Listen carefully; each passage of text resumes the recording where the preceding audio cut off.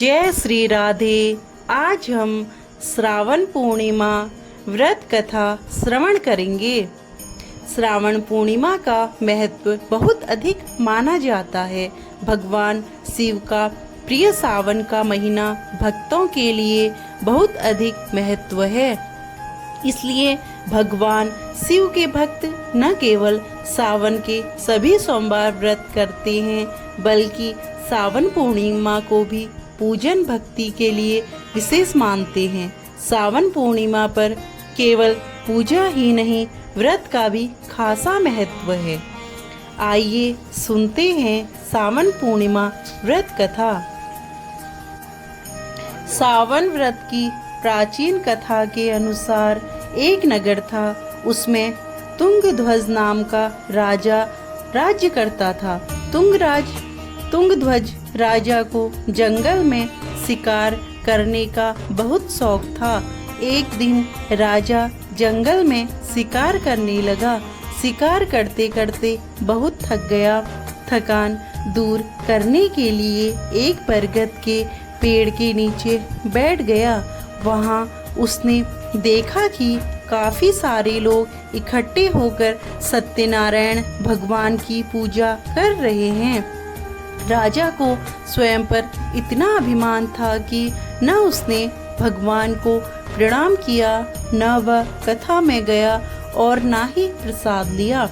प्रसाद देने पर भी न खाकर अपने नगर को लौट आया। नगर में आकर राजा ने देखा कि दूसरे राज्य के राजा ने उसके राज्य पर हमला कर दिया है। राजा के अपने राज्य का ऐसा हाल देखकर तुरंत समझ गया कि सत्यनारायण भगवान और उनके प्रसाद का निरादर करने से ऐसा हुआ है। अपनी भूल का आभास होते ही राजा दौड़कर वापस उसी जंगल में बरगद के पेड़ के नीचे आया, जहां लोग भगवान सत्यनारायण की कथा कर रहे थे। वहां पहुंचकर राजा ने प्रसाद मांगा और अपनी भूल के लिए माफी मांगी। पश्चाताप करते देख राजा को भगवान सत्यनारायण ने माफ कर दिया, जिसके फलस्वरूप भगवान के आशीर्वाद से उसके राज्य में सब कुछ पहले जैसा हो गया। भगवान सत्यनारायण की कृपा से राजा ने लंबे समय तक राज्य संभाला और स्वर्गलोक को गमन कर गया। मान्यता है कि सावन पूर्णिमा की कथा को पढ़ने सुनने मात्र से मनोकामनाओं की पूर्ति होती है। कहा जाता है कि यह कथा वाजपेय यज्ञ का फल देने वाला है। पूर्णिमा का व्रत 30 अगस्त को ही रखा जाएगा और चंद्रोदय का टाइम शाम को 6:31 पर है और 31 तारीख को सुबह स्नान, दान और धर्म की पूर्णिमा रहेगी। श्रावण पूर्णिमा के दिन चंद्रमा अपनी पूर्ण कलाओं के साथ होता है, अतः इस दिन पूजा उपासना करने से चंद्र दोष से मुक्ति मिलती है।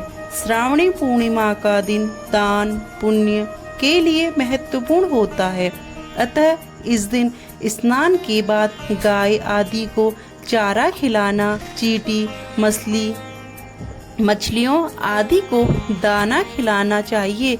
इस दिन गोदान का बहुत महत्व होता है। श्रावणी पर्व के दिन जनेऊ पहनने वाले हर धर्मावलंबी मन, वचन और कर्म की पवित्रता का संकल्प लेकर जनेऊ बदलते हैं। ब्राह्मणों को यथाशक्ति दान देकर भोजन कराया जाता है। इस दिन भगवान विष्णु और लक्ष्मी माँ की पूजा का विधान होता है। विष्णु लक्ष्मी के दर्शन से सुख, धन और समृद्धि की प्राप्ति होती है।